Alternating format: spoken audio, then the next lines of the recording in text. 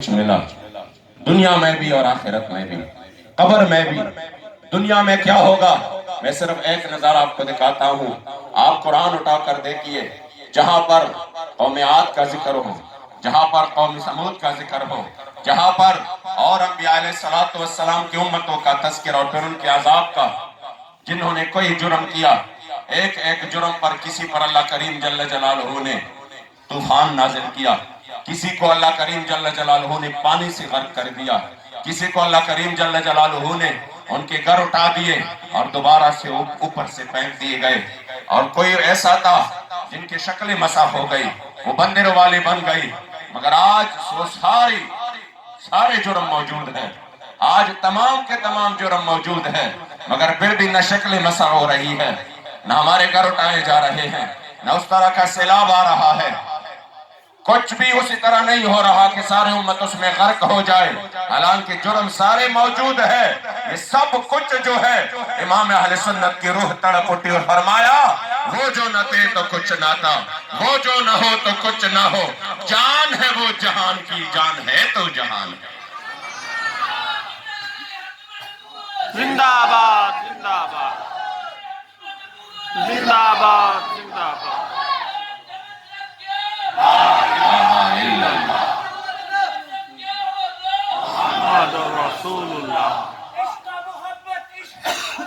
आला हजरत आला हजरत आला हजरत आला हजरत। दुनिया में भी हमारे ऊपर कितने मेहरबान थे। हजरत अम्मा आयशा सिद्दीक़ा रज़ियल्लाहु ताला अन्हा मुबारक फरमाती हैं कि जब मेरे करीम आका की मरज़ुल विसाल में, जब आपका बुखार इतना तेज था कि एक जाम में पानी था, मेरे करीम आका के सराने वो पड़ा था, आप उसमें हाथ डालते और फिर वो अपने सर मुबारक पर रख लेते। इतनी शदीद बुखार में भी आपके होंठ मुबारक हिल रहे थे। मैंने जब करीब जाके महसूस किया तो उसी वक्त भी आप अपने उम्मत की बख्शिश के लिए दुआ फरमा रहे थे। सुभान अल्लाह। हज़रत फ़ज़ल इब्न अब्बास फरमाते हैं कि जब हमने आपको मरकज़ मुनव्वर व मुअत्तर में रखा, नफ्सिन फ़िदाउ लिक़ब्रिन अंत साकिनुहु फ़ीहिल अफ़ाफ़ व फ़ीहिल जूद वल करम। अल्लाह करीम जल्ल जलालहू हमें फिदाओ कुर्बान कर दे उस खाक पर भी जो मेरे करीम आका से जिस खाक की निस्बत है। फरमाए जब मैंने रखा आपको मरकज़ मुनव्वर व मुअत्तर में, तो आपके होंठ मुबारक हिल रहे थे। मैंने करीब जाके महसूस किया तो उसी वक्त भी आप अपने उम्मत के लिए दुआई मग़फ़िरत कर रहे थे। हज़रत सैयदना अनस ने पूछा, या रसूल अल्लाह मेरी शफ़ाअत करेंगे? आपने फरमाया, हाँ अनस इन्नी फ़ाइलुन, मैं करूंगा। फरमाए फ़ाइन आप लोगों का, या रसूल अल्लाह हम आपको कहाँ पर ढूंढेंगे?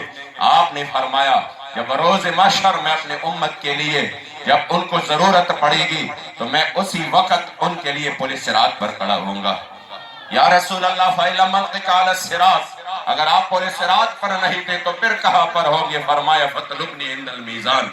या रसूल अल्लाह अगर मीज़ान पर भी न होंगे तो फिर कहाँ पर होंगे? आपने फरमाया फतलुबनी इंदल हौद, मैं अपने उम्मत के लिए जब मेरे उम्मत को जरूरत पड़ेगी और मेरे उम्मत पर सख्ती और तकलीफ आएगी तो मैं उसी वक्त अल्लाह के हुजूर सजदा करूंगा, वो महामिद हम्द सना बयान करूंगा जो मुझे उसी वक्त इल्का और अता किया जाएगा। जब वो मैं बयान करूंगा तो रब्बुल इज़्ज़त फरमाएंगे, या मोहम्मद इरफा रअसका वसल तुत्वा वकुल तुस्मा वशफा तुशफा। या रसूल अल्लाह रुख अनवर उठाइए, जो मांगते हो अता किया जाएगा, जो बोलते हो सुना जाएगा। और या रसूल अल्लाह शफाअत कीजिए, आपकी शफाअत को आपकी उम्मत के हक में कबूल किया जाएगा। वल्लाह जिन्होंने बरोज़ महशर भी हमारे लिए हुजूर अल्लाह के हुजूर सजदे फरमाएंगे, दुनिया में भी हमारे लिए दुआएं करते रहे, दुनिया में भी हमारे गुनाहों के लिए उसकी बख्शिश के लिए आपने दुआएं की। इसलिए तो इमाम अहले सुन्नत ने फरमाया, डरता कैसिया की सजा अब होगी या रोज़े जजा, दी उनकी रहमत ने सदा, ये भी नहीं वो भी नहीं। नारे तकबीर, नारे निशान, नारे तहकीर, नारे हैदरी, ताजदारे हत्मे नबुव्वत जिंदाबाद। हाथ उठा के ताजदारे हत्मे नबुव्वत, लब्बैक लब्बैक लब्बैक या रसूल अल्लाह, लब्बैक लब्बैक लब्बैक या रसूल अल्लाह, लब्बैक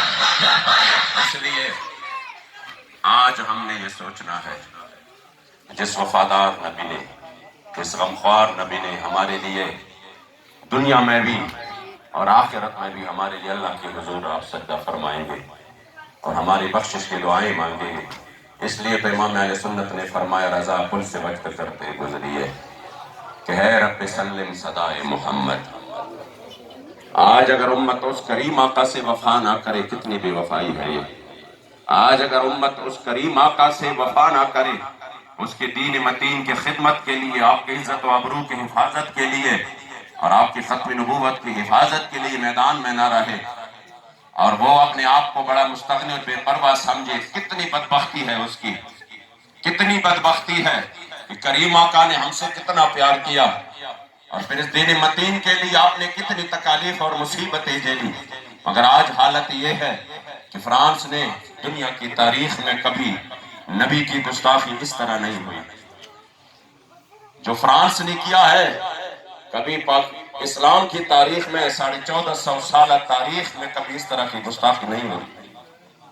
انہوں نے جس طرح اعلان سرکاری سطح پر، سرکاری پروٹوکول میں مکمل طور پر، یعنی پورا سرکار اس گستاخی کے پیچھے رہا اور پھر انہوں نے اپنے سرکاری عمارتوں پر میرے کریم آقا کی گستاخی کی، یعنی گستاخانہ خاک شائع کیے.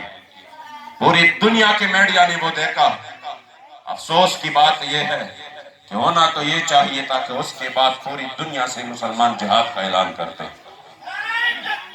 اللہ یا رسول اللہ، حق چاریا. داراؤ سکندر سے وہ مرد فقیر اچھا، داراؤ سکندر سے وہ مرد فقیر اچھا، ہو جس کی فقیری میں بوئے اسد اللہ اور آئین جوان مردہ حق ہوئے وہ بے باقی.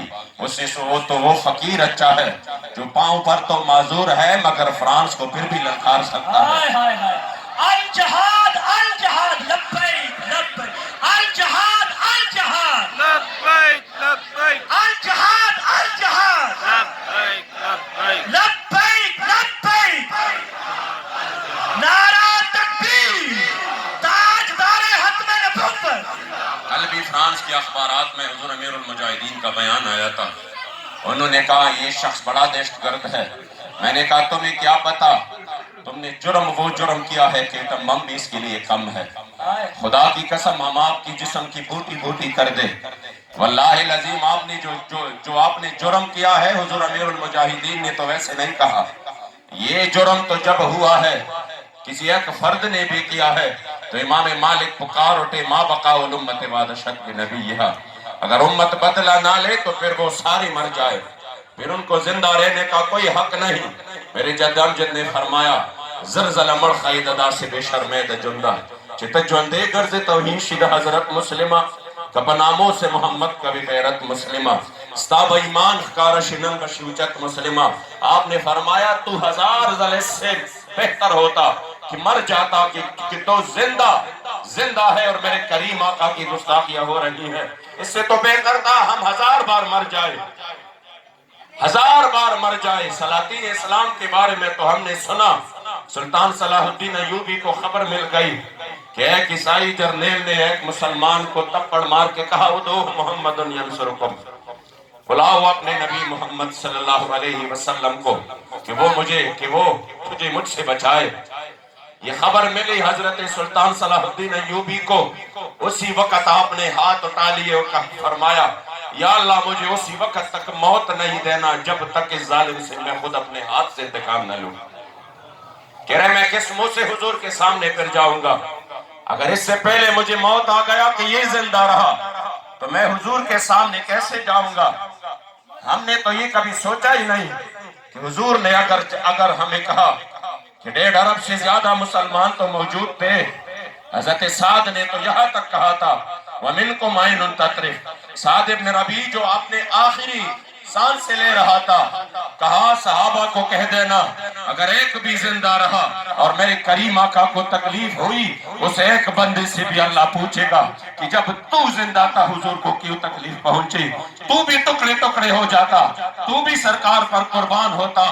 جب تو زندہ تھا حضور کو تکلیف پہنچی تو اب تمہارا عذر قبول نہیں ہوگا، تو پھر جو کروڑوں ہے، جو اربوں ہے، ان کا عذر کیسے قبول ہوگا؟ ہم کیا کہیں گے کہ یا رسول اللہ ہمارے مال اور جائیداد تھے، ہم ان کے پہرہ تھے، پھر ہمارے کاروبار کا کیا بنتا؟ تو اگر میرے کریم آقا نے مصعب ابن عمیر کو سامنے کر دیا کہ اس سے بھی زیادہ مال و دولت آپ کے پاس تھا، جب میرے غلام اختیار کی، چاچا نے کہا سب کچھ لے لوں گا، واپس ہو جا۔ آپ نے کہا چچا سب کچھ چھوڑ سکتا ہوں، مکینی گنبد خضرا کا دامن نہیں چھوڑ سکتا۔ سرطان سے جدا، سرطان سے ہم کون سے کس طریقے سے ہم جائیں گے؟ مجھے خطیب الاسلام نے کہا، ادھر چارسدہ تشریف لائے تھے، تقریر میں کہا کہ جب حضور امیر المجاہدین جیل میں تھے، میں ساتھ تھا، فرما رہے تھے کہ اس ٹھنڈی راتوں میں جب آپ کے پاؤں مبارک میں سو جنا چکی تھی، تکلیف میں تھے، میں وہ پاؤں مبارک اس طرح دبا رہا تھا، تو میں نے کہا حضور آپ تو ماشاءاللہ شیخ القرآن ہے، شیخ الحدیث ہے، حافظ القرآن ہے، حافظ الحدیث ہے، کیا کمی ہے شاگردوں کی؟ آپ اگر حدیث پڑھاتے ہزاروں لوگ آ جاتے، بڑا خدمت ہوتا دین کا، آپ کے لیے تو دور دراز سے بھی لوگ آ جاتے ہیں، اور آپ شرم معذور بھی ہے، آپ کو نکلنے کے لیے اگر آپ نہیں نکلیں گے تو شریعت میں آپ پر کچھ بھی نہیں ہے، آپ شرم معذور بھی ہے۔ تو اگر آپ علماء فارغ کرتے، پھر علماء وہ کام کرتے، تو کہہ رہے کہ حضور امیر المجاہدین کی آنکھوں میں آنسو آ گئے، اور فرمایا کہ خطیب الاسلام مجھے حضرت عبداللہ ابن ام مکتوم کی وہ قربانی کہ جب آپ نابینا تھے اور نابینا ہو کر جنگ یرموک میں حضرت عمر فاروق کو فرما رہے ہیں کہ مجھے بھی جانے دیجئے، میں بھی جہاد کر رہا ہوں، آپ نے فرمایا اب نابینا ہے، جہاد بیناؤں کا کام ہے کہ وہ سامنے سے دشمن کو دیکھ سکے، تو آپ نے فرمایا مجھے بھی پتا ہے